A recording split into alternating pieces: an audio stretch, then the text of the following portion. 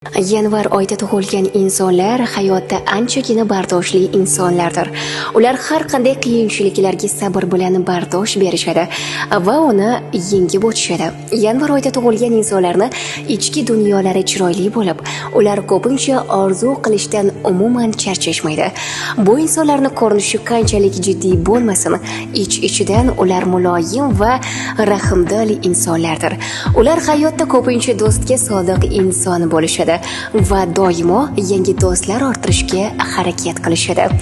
Yanvar oyida tug'ilgan insonlarni sindirish va xafa qilish juda oson, lekin bu insonlar tezda oyoqqa turib, unga qilingan barcha yomonliklarni unutib yuborishadi.